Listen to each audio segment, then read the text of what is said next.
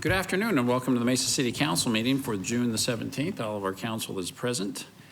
We will begin our meeting this evening with a moment of silence followed by the Pledge of Allegiance, and we are excited to have some scouts with us today. We will be led in the pledge by Cayman and Kaysen Trepton from Troop 451. So please stand and observe a moment of silence followed by the Pledge of Allegiance.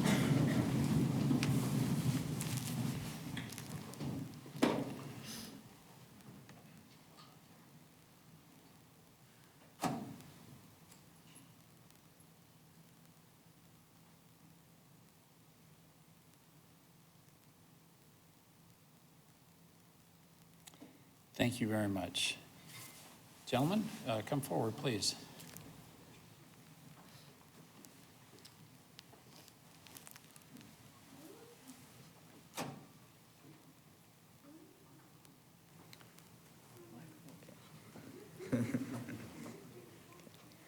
I pledge allegiance to the flag of the United States of America and to the republic for which it stands, one nation, under God, indivisible, with liberty and justice for all.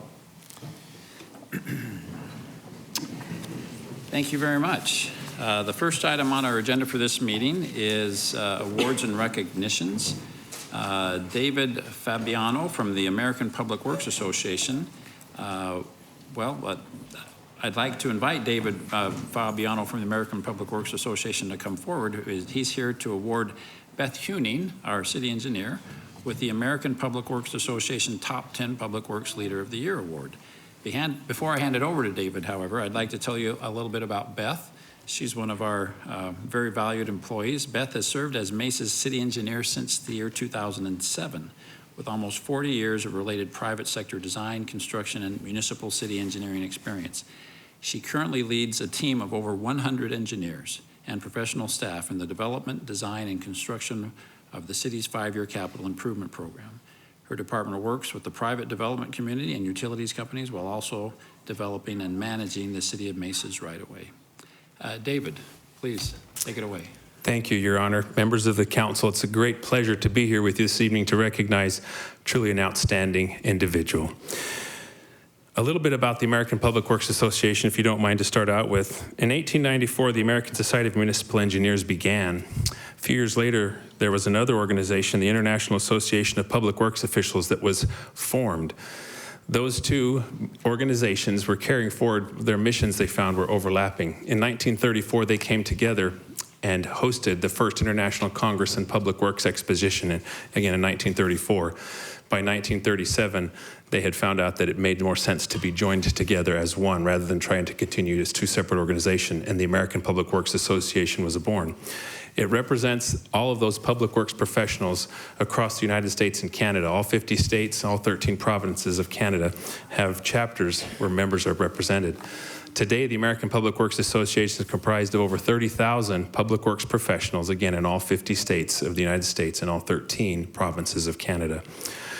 It's divided up into nine regions, and the state of Arizona and the chapter of the American Public Works Association in Arizona is part of Region 7. I have the privilege and honor of being the director for Region 7, serving that board of directors, and to get to be here tonight to recognize a tremendous public works professional, but more than that, a friend. I have a day job, and I serve as the town engineer for the town of Gilbert, so I'm a little bit close to you, and I've known Beth Huning for a long time. Beth has been working in the public works field here in Arizona as just a consummate professional for just a couple of days or two. She can't be more than just a few. She's got to be younger than I am, and I know I'm young. Every year since 1960, the American Public Works Association has recognized 10 individuals from across the United States and Canada as top 10 public works leaders. If you take 10 individuals across the country and across the United States and Canada, that's over 350 million people that are represented in population there, and 10 to be selected out of that. Well, if I wanted to dissect that a little bit, I am an engineer, so forgive me, I have to fiddle around with numbers a little bit. If I dissect the numbers a little bit, there are north of 3 million public works professionals that are working for public agencies across the US and Canada on any given year. to be recognized as a top 10 leader in that group, you're looking, I did the calculations here, give me just a second, in the top 0.4%. You have truly a wonderful, wonderful individual here working for the city of Mesa. There have been 2 other individuals in the past from the city of Mesa that have been recognized with this recognition. The state of Arizona, until this year, it had 17 since 1960. The 2 before, you probably recognize the names, Dean Sloan in 1984 and Ron Jensen in 1987. Beth Huning joins that very short list of people in 2019. Beth was selected from, again, anyone is eligible to be nominated, but only the best are going to be selected each and every year. Out of all those that were given this year, there were 2 from the state of Arizona. That's never happened before. And Beth Huning is one of them. The other is our Maricopa County Department of Transportation Director, Jennifer Toth. And it's just what a wonderful pleasure and honor to know both of these wonderful individuals, to be able to work with them as a peer, and to also have them mentor and lead me as I've grown in my own public works professional career. With that, if Mayor, I'd like to have Beth come forward if we could and make a presentation of that award to her at this time. Thank you, David. Beth, would you mind saying anything in response to offer a rebuttal for how great you are or anything? I'm not sure if I can follow that, Mayor.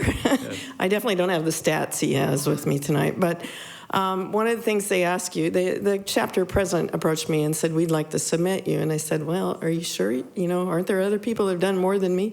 She says, no, we're going to submit you. So they ask you to sit down and think about your whole career and put together a bunch of information. And that's a really hard thing to do over 39 years. But I have to say the last 12 have been my best. I love working in Mesa, and I appreciate working with all of you and the fine job that all of you do. I see the hearts you put into it. And I really have to say that to be a leader, I think you have to have a great staff. And here in Mesa, I am proud and privileged to have the best staff anybody could have. And I have some great colleagues. And my supervisor, Carrie's sitting here. I think she's the first woman supervisor I've had in 39 years. So it kind of tells you the industry that I grew up in. So mostly I just like to say thank you to my colleagues, to all of you, to my supervisors, and to my staff. Great, thank you. I'd invite the council to come down and let's do a photo with Beth. And congratulations, very well deserved.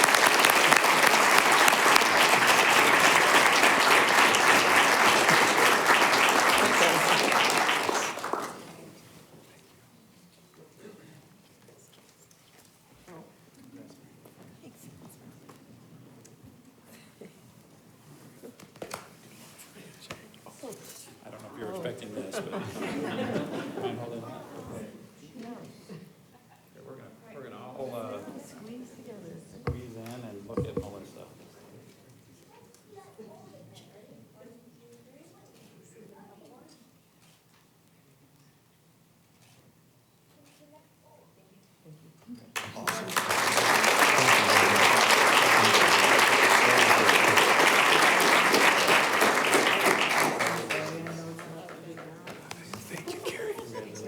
Absolutely.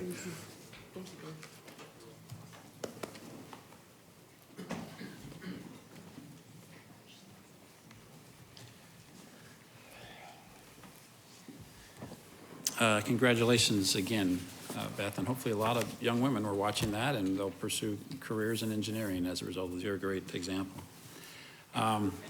Next is the next item on our agenda is to take action on the consent agenda. We'll invite Mr. Randy Polakar up to read that consent agenda. I will note that we have received one card on an item that's currently on the consent agenda. That's item 5A. So we will remove that from the consent agenda.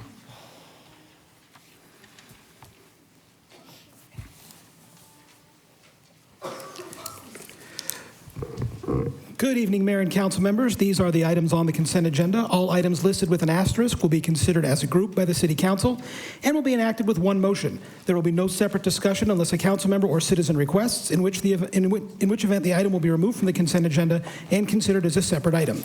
If a citizen wants an item removed, a blue card must be completed and given to the city clerk prior to the council's vote on the consent agenda. Item 2, approval of minutes of previous meetings as written. Item 3A, act on liquor license application for Palace Nail Lounge, 1940 West Rio Salado Parkway, Suite 101. Item 3B, act on liquor license application for Safeway, 1855 North Power Road. Item 3C, act on liquor license application for La Patrona Mexican Cuisine, 1526 East Main Street. Item 4A, act on 3-year term contract with 2 years of renewal options for overhead door preventative maintenance and repair services for the Parks, Recreation, and Community Facilities Department. Item 4B, act on 14-month term contract for patient gurneys for the Mesa Fire Medical Department. Item 4C, act on purchase to remodel, reconfigure the 6th floor of the Mesa City Plaza building. Item 4D, act on 3-year term contract with 2 years of renewal options for helicopter engine parts, repair, and overhaul services for the police department. Item 4E, act on 3-year contract with 2 years of renewal options for ballistic helmets for the police department. Item 4F, act on 1-year renewal contract with a 1-year renewal option for gasoline and diesel fuel for citywide departments as requested by the Fleet Services Department. Item 4G, act on 3-year contract with 2 years of renewal options for electric line clearance, tree trimming, and removal services for the Energy Resources Department. Item 4H, act on dollar limit increase to the term contract for mechanical fittings for the Materials and Supply Warehouse for the Energy Resources Department. Item 4I, act on 3-year contract with 2 years of renewal options for pavement preservation materials for the Transportation Department. Item 4J, act on 3-year contract with 2 years of renewal options for pavement preservation services for the Transportation Department. Item 4K, act on dollar limit increase to the term contract for ultraviolet lamp assemblies for the Water Resources Department. Item 4L, act on dollar limit increase to the term contract for Hawk bench service and replacement equipment and supplies for the Water Resources Department. Item 4M, act on dollar limit increase to the 16-month term contract for water and wastewater equipment repairs and maintenance for the Water Resources Department. Item 4N, ratify the emergency purchase of pump rentals, pump control panel, and related services for the Greenfield Water Reclamation Plant as requested by the Water Resources Department. Item 5A has been removed from the consent agenda. Item 5B, act on resolution levying the amount to be collected by a secondary property tax and the rate upon each $100 of assessed valuation of property subject to taxation within the City of Mesa for the fiscal year ending June 30th, 2020. Item 5C, act on resolution approving and authorizing the city manager to adopt a form of uniform video service license agreement and a standard form of application and affidavit for the City of Mesa. Item 5D, act on resolution approving and authorizing the city manager to sign an agreement for the mitigation of reductions to NIA property CAP water under the Drought Contingency Plan. Item 5E, act on resolution endorsing the creation of the Fraser Fields Irrigation Water Delivery District that is generally bound by East University Drive on the north, East Pepper Place on the south, North Fraser Drive West on the west, and North Fraser Drive East on the east. Item 5F, act on resolution authorizing the city manager to enter into an intergovernmental agreement with the Phoenix Mesa Gateway Airport Authority. This agreement will provide reimbursement for 3 years of aircraft rescue and firefighting services by the Fire and Medical Department beginning July 2019 through June 2022. Item 5G, act on resolution approving and authorizing the city manager to prepare, sign, and submit applications to the U.S. Department of Housing and Urban Development to receive fiscal year 2019-2020 entitlement funds under the Housing and Community Development Act of 1974 as amended to fund activities approved by the City Council and authorizing the disbursement of program funds if received. Item 5H, act on resolution approving and authorizing the city manager to prepare, sign, and submit applications to the U.S. Department of Housing and Urban Development to receive fiscal year 2019-2020 entitlement funds under the Home Investments Partnership Program as amended to fund activities approved by the City Council and authorizing disbursement of program funds if received. Item 5I, act on resolution approving and authorizing the city manager to prepare, sign, and submit applications to the U.S. Department of Housing and Urban Development to receive fiscal year 2019-2020 entitlement funds under the Stuart B. McKinney Homeless Assistance Act of 1987 as amended to fund activities approved by the City Council and authorizing disbursement of program funds if received. Item 5J, act on resolution approving and authorizing the city manager to disburse fiscal year 2019-2020 human services funds for activities by nonprofits approved by the City Council and to enter into agreements for the disbursement of human services funds. Item 5K, act on resolution approving the fiscal year 2019-2020 annual action plan for submittal to the U.S. Department of Housing and Urban Development and authorizing the city manager to amend, sign, and submit the annual action plan for fiscal year 2019-2020. Item 6A, introduction of ordinance and setting July 1st, 2019 as the date of the public hearing regarding ZON 19-00064 within the 6,000 and 6,100 blocks of East Baseline Road on the north side, located west of Power Road on the north side of Baseline Road. Rezone and site plan review to allow for the development of a multi-residential use. Item 7A, act on ordinance regarding ZON 19-00126 within the 4,500 block of East Banner Gateway Drive on the south side and within the 1,700 and 1,800 blocks of Old Greenfield Road on the east side, located north of Baseline Road and east of Greenfield Road. Rezone, site plan review, and special use permit to allow for the development of an assisted living facility with a nursing home. Mayor and council members, these are the items on the consent agenda. Thank you, Mr. Polakar. Ms. Mickelson, have we had any additional requests to speak on an item on the consent agenda? Okay, if that's the case, council, we have a motion and a second for approval of the consent agenda. Please cast your vote. The vote is unanimous in favor of the consent agenda. The first item then to discuss that's off the consent agenda is agenda item 5A. I'll read it so everyone knows what we're talking about. This is authorizing the city manager to enter into an intergovernmental agreement with the town of Queen Creek for the design and construction of roadway improvements to Signal Butte and Meridian roads. The city's portion of the project costs of up to $12 million will be reimbursed to the town of Queen Creek. We do have one request to speak. Andy Surratt from CMC Steel is here. Andy, good to see you. Welcome. See you also, Mayor. Thank you. Saving some paper here. All right, thank you. So good evening. My name is Andy Surratt, and I'm the Director of Operations at CMC Steel, Arizona, located at 11444 East Germain Road in Mesa, Arizona. First, I'd like to thank the Mayor and the City Manager, Chris Brady, the City Attorney, Jim Smith, and Council Member Kevin Thompson for allowing not only CMC, but the other businesses located in the Mesa Industrial Corridor to review and comment on the IGA as it was being developed. The Southeast Mesa businesses I am referring to include the likes of ZF, formerly known as TRW, Bridgestone, Fuji, CRM, Matheson Gas, and others. Businesses that employ over 3,000 good-paying manufacturing jobs. We understand the desire and the need for more road infrastructure to alleviate the congestion on Ellsworth Road, and with the build-out of Highway 24, additional access points are needed. This IGA will help with some of that congestion. The Southeast businesses requested a number of items be included in the IGA. However, with further clarification, those items were not included. Some of those items are issues better addressed during the design and execution phase of this agreement and the development of the roads themselves. In particular, we are talking about traffic signaling, access, interface between truck traffic and passenger cars, and flood control in the area. We ask that we, the Southeast businesses, be included in those discussions as the project is executed.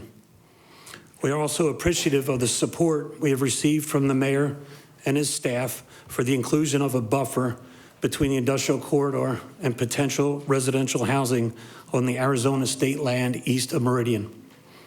The buffer as it stands today, written in the IGA, is 745 feet of state land plus 805 feet adjacent to Meridian, which currently are ranchettes.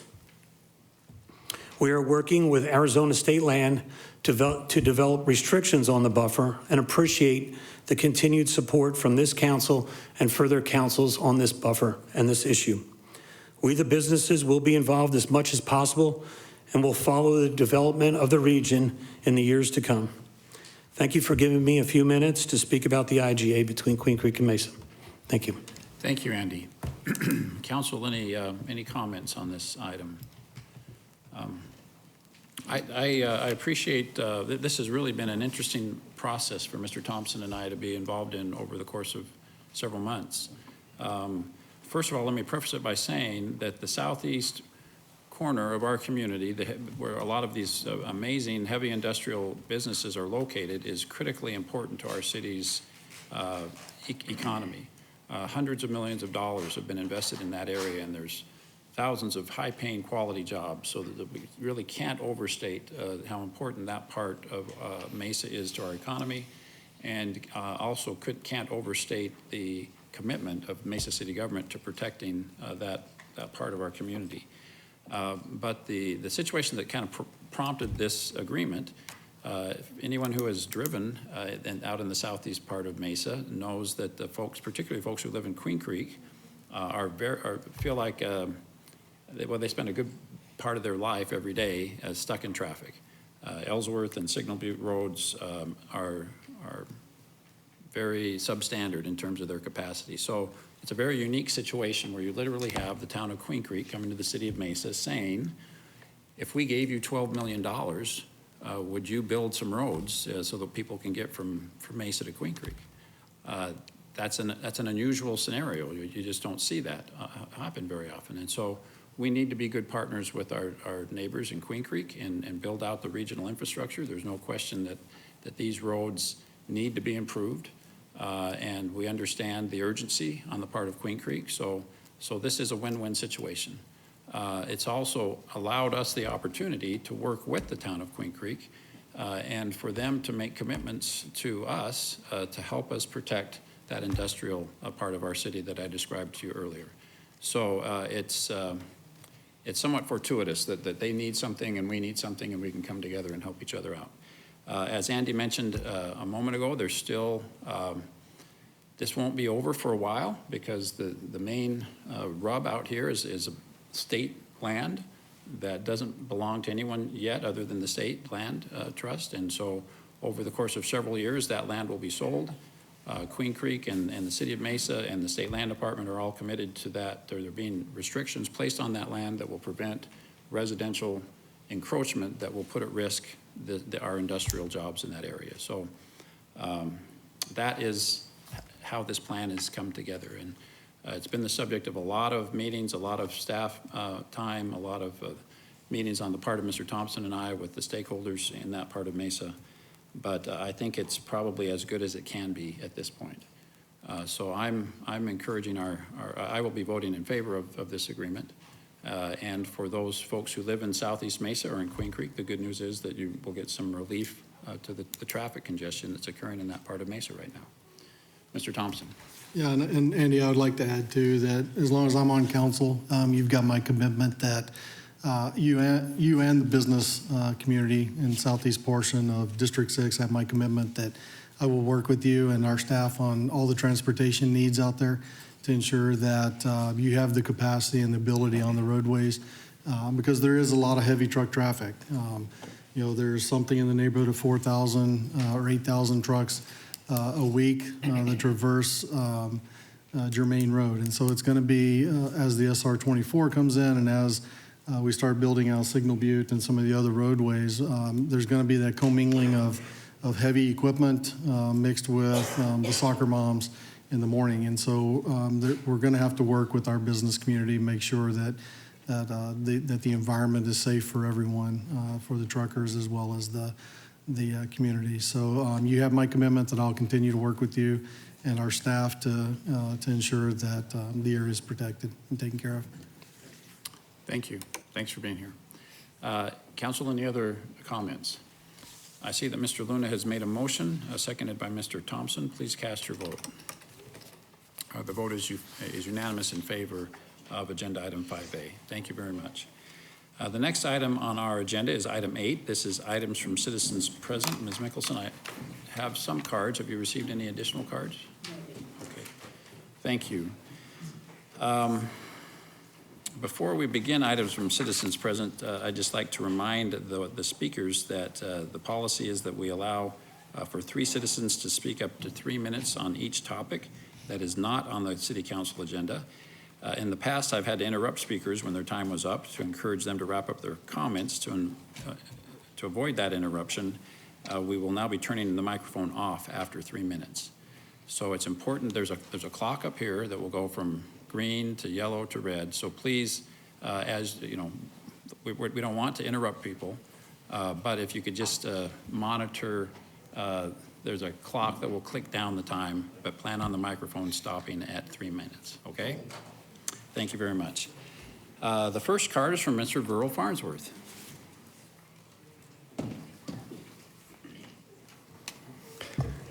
Thank you, Mayor and Council. 2 weeks ago, I made a very simple request to receive the file from which the information could be found that verified that the ASU building could be afforded by the City of Mesa. To date, no documents have been received. With the decision to go forward against the voters' wishes, one would think the decision was being made on solid financial footing. I must assume that no solid financial footing existed then, as the decision is simply a personal whim. I also invited each of you to meet with me and to discuss why you voted for the ASU building, 4 of you in particular. I'm open to hearing and seeing the information that you had when you decided to vote in favor of that building. Predictably, I did receive one response from City Councilman Whitaker. His response was, "It's just a fake return on investment." I hope I don't smell a fraud being committed on the citizens of Mesa. Please reveal the facts. You still have till the end of this month to get Mesa out of this ASU deal with minimal damage. You're all probably thinking that Mr. Farnsworth sooner or later will just go away, that you can possibly outlast him, or possibly there's no way that he'll be able to get his message out to the city community. First of all, I'm not going away. Second, I have a way to inform the citizens of the information that I'm getting and that I'm not getting. Earlier this year, I told you that I could document at least 40 inconsistencies related to this council. If you haven't taken me serious yet, I'm going to share 2 more with you tonight. At the conclusion of the April 15th council meeting, City Manager Chris Brady verbally assaulted me right here in the chambers in relation to the statement that I made that there were many liars present. I have a statement here from a witness that observed the whole scene that night. Soon there will be a wide net cast that will ensnare many that have committed acts unbecoming an employee of this city. Next, in relation to the Record Thomas property, I requested all communications, including texts between the mayor, city manager, and Blandford Development. I was informed via the city attorney's office that no text could be located. So I found this email, and it read, it's from Blandford to our city mayor. We have been communicating for several months via text message and in person. I'm putting this in an email. Thank you, Mr. Farnsworth. Next is Melissa Myers.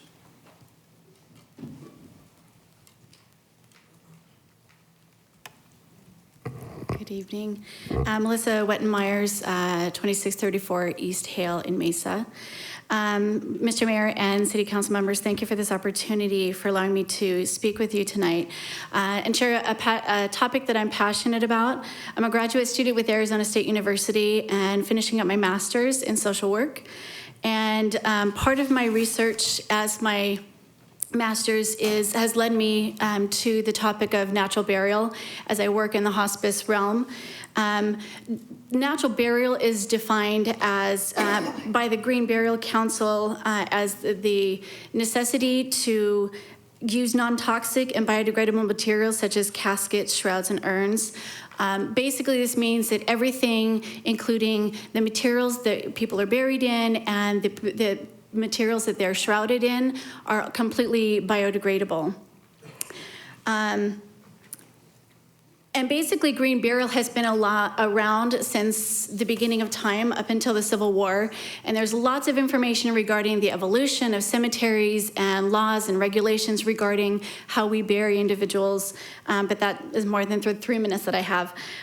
So I wanted to just basically advocate for regarding including even just a portion of the Mesa City Cemetery as a natural burial option for family members. Currently, there is no possible natural burial options.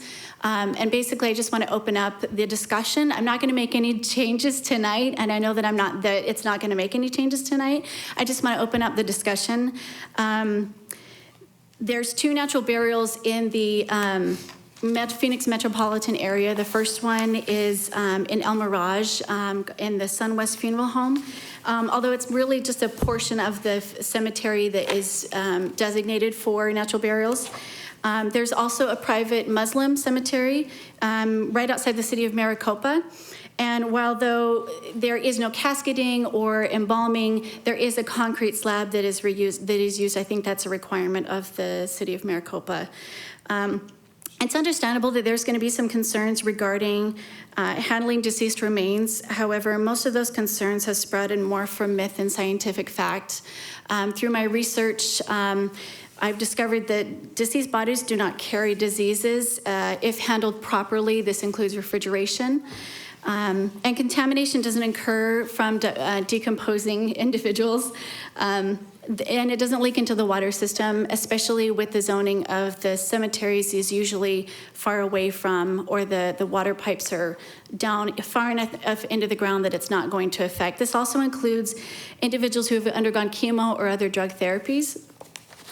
Animals don't find a scent more than 3.5 feet underground, so there's no concern of animals coming up. Thank you. I'm sorry, Melissa.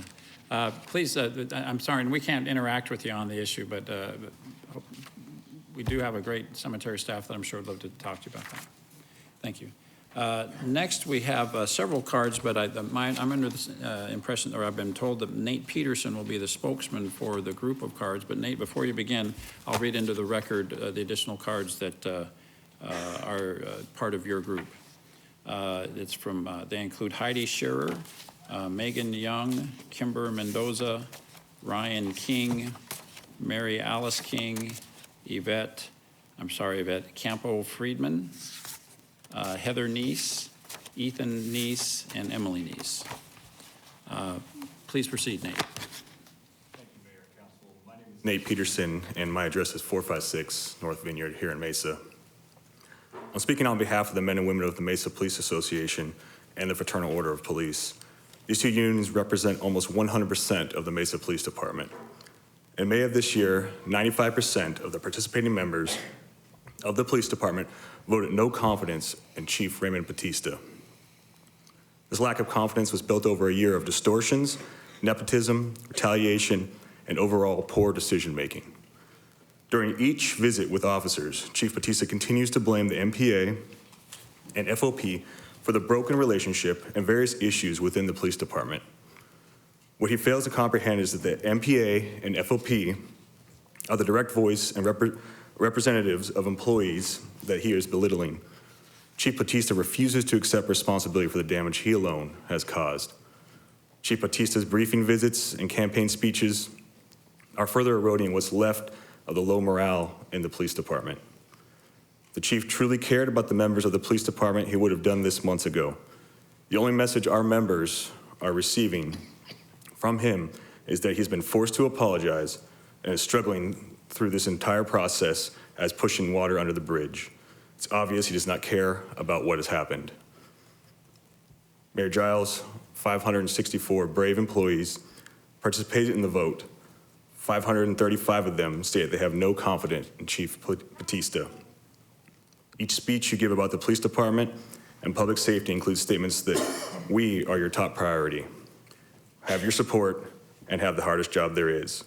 Your words say one thing, but the actions of ignoring the clear and direct problems have a much larger effect on 1,100 lives in the Mesa Police Department. We received your message in a clear and concise manner. You have proven to us that you do not care about the well-being of the largest department of employees in the city, and that is one of the hardest pills to swallow. We will continue to do whatever it takes to keep our officers safe and to keep Mesa safe. Thank you for your time. Thank you, Nate. Sir,